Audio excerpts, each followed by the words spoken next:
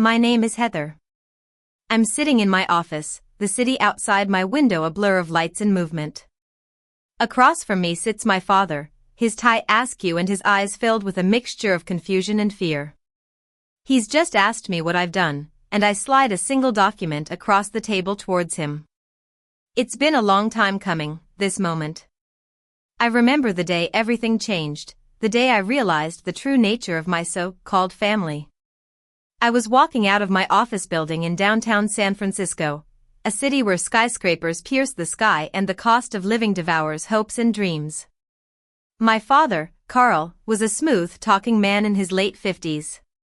He had a way with words, always able to spin a sob story about how tough things were at home. Every month, like clockwork, he'd call. Sometimes his voice was desperate, sometimes it was cajoling, but the message was always the same, just a little help. Things are tight. You're doing so well, right? I was the only child of Carl and my mother, Emily, who passed away when I was 20. After her death, I was thrown into a world of responsibility. I worked hard, climbed the corporate ladder, and became successful in my own right. And every month, I'd send money to my father, thinking I was helping him through a rough patch. But that fateful day, as I called him back while the wind whipped around me and the city noise drowned out the truth, I heard something that shattered my illusions. He didn't know the call wasn't fully disconnected. I heard him laughing with someone, and then his voice, light and dismissive. "We're just using her," he said. Another chuckle. "She's a burden if you ask me." A burden.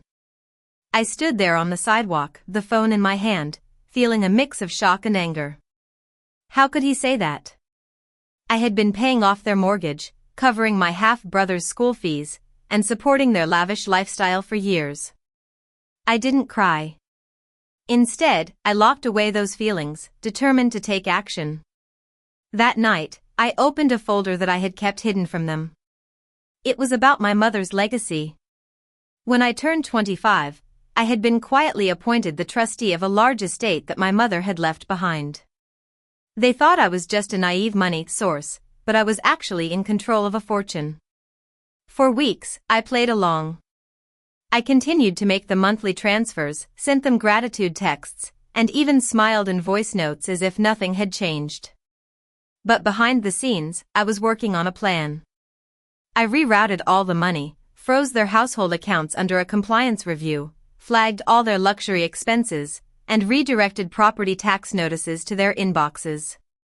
Then, I stopped sending money altogether. The first call from my father was filled with panic.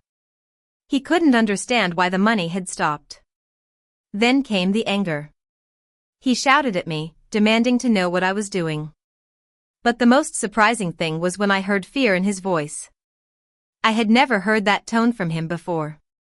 2 weeks later, he showed up at my office. He looked a mess, his ego clearly deflated.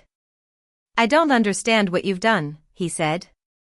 I calmly slid the trust ledger across the table. "Actually," I replied, my voice as calm as a still lake, "you do. You just didn't think I'd ever read the fine print."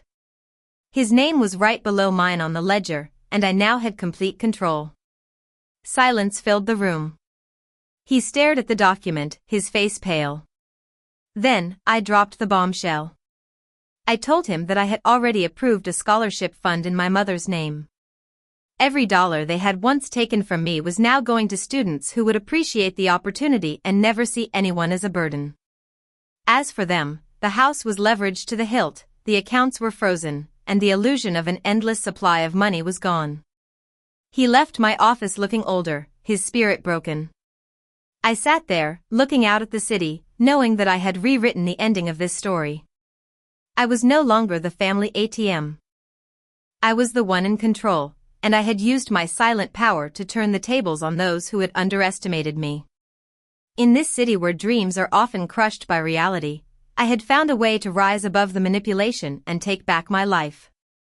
And I knew that from now on, I would never let anyone take advantage of me again. If you enjoyed this story of silent power and unexpected reversal, subscribe now for more twists where the underestimated don't just survive. They rewrite the ending.